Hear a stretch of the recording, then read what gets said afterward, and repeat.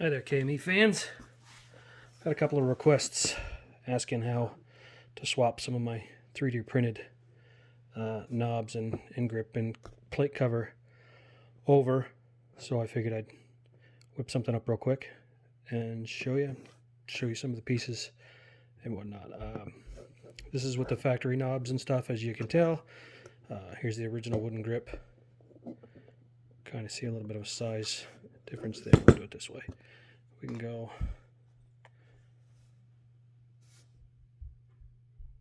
the difference there, quite a bit wider, a little more ergonomic, fits your hand pretty nice.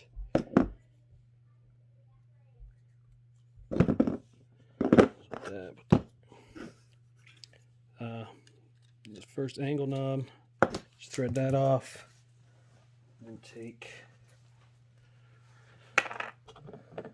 the new one, which has got threaded stainless steel threaded insert, so it's not threaded into plastic. I've had a few people ask about that. Thread just threads right on, spins up, nice, moves just as it was originally. For the spring tension, just take that off. Got a black washer with a little shelf spring, identical little black washer there, and this tri-wing nut, long-winded 1/4 20 bolt. So whether you run with these or any other knob, anything 1/4 20 will work for knobs here or here, or even on the stone carrier. Get this so you can walk it out to the side. It's a little bit of a long-winded process, but we'll get there.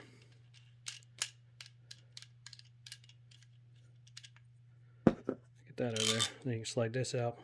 You want to kind of, you're taking it apart. Once you get everything starting to get loose, you want to hold the jaws so they don't flop around on you. You can either hold them, just continue to hold them, or just set them off to the side.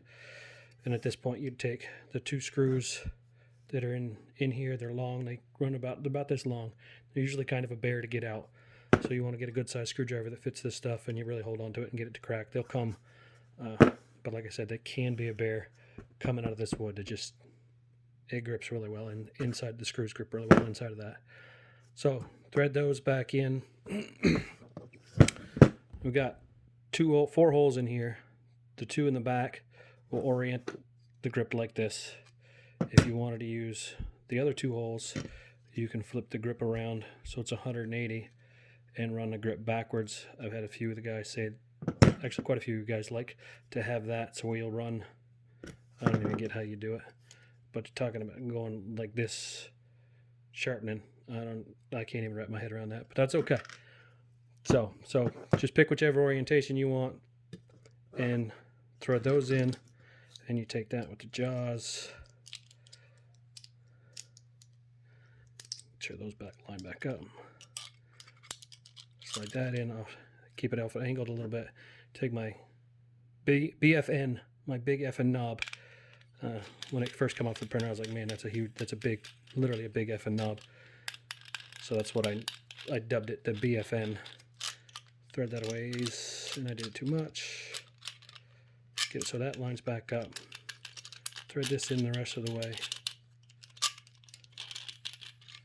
Get it so it's pinched down here, holds the jaws back tight, then we can go from there. Take the nut that came off of the spring tension, slide that in, pop that nylock nut out, set that off to the side, and then the new nut that goes onto here, I've set it up so it can take the nylock nut in there. You just line it up, thread it in there, push it in there, slides down in a little ways, then that one's ready to go on. Take the first black washer, set it in with the shelf, the smaller shelf, pointed towards the spring so it captures and holds the spring a little bit. Slide the spring on, slide the second one with that little shelf. I don't know if you can see it, there it goes a little bit. Slide that in onto the spring, take the nut, push in a little bit on the spring, and then thread it on. And usually, for most knives, flush with the back of the nut is more than enough tension to keep the knife from rocking. If If you get something that's bigger or it's got a really heavy handle and it wants to keep flopping on you and not staying snug, run this in a little bit more, and then it'll hold it tighter. But if you're not going to be running heavy knives, back it back out so it's about flush with the end of the nut, so you're not getting any excessive wear on the back of this jaw plate, which we've seen a few people have some issues with. And then when it's loose, you can either do it here with it like that when you're swapping it, add a little bit of oil or grease or something down into the back side to just keep it so it plays and wears longer, plays nice and wears less. Yeah. So that's that put together. These have got the broadhead jaws on it, but that's that. There's no interference. You get the full amount of movement at the factory KME. There's no interference with the knobs. They all work good. It works well with the angle compensator also, so there's no interference. Everything works the way it's designed. For the carrier plate, unthread this little guy here, set that off, slide that off.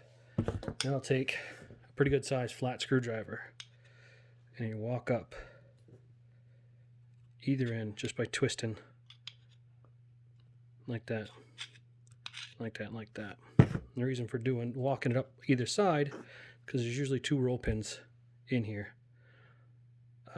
and you can either take a pair of vice grips, which works the best, grab onto them, squeeze them, it crushes the roll pin, you pull them right out, and then you can slide the other part on. Or I've had a couple of guys leave them in, line them up, and just tap down on here, put a little couple of witness marks in there, and it just slides in there and it just pins it. And then it obviously drill a couple of holes in there from the witness marks of that and just slide it on, good to go. I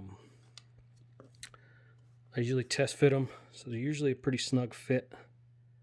There we go. I've had a couple of people say that they were a little bit loose here and there, so if it is loose on your carrier compared to mine, a little bit of glue or something, super glue, or a little bit of epoxy or something, just small little drops, I think of all it would take inside on top of the aluminum, so let that slide back on. Take that, put that there, take the much larger knob, thread that on, and that's in there. I've also got inside of here, a few layers down, there is a piece of metal, so you can take your angle cube and set that onto it, and it's not going to fall off on you unless you get really wild with it, but it's set up like that. So if you like to use the angle cube, it's there, and then you can still have the fancy shiny KME stuff there. For when I sharpen with them, everybody does their own thing no matter what, but I usually end up putting my finger inside, and I hold it like this, just like oriented out, and sit there and work the blade like that. And then when you get near either a transition of a tanto or near the point of the blade, all it takes is just a little bit of a roll with the meat on the bottom side of your thumb with this, to prevent rolling it opposite direction, so you don't roll over the tip or over the transition points. And that's all it really takes, is literally just the amount of the skin movement on the bottom side of your thumb as you're working. I mean, that's how it is. Got quite a few different colors I can play with. There's a few of them up here. I got quite a few more, but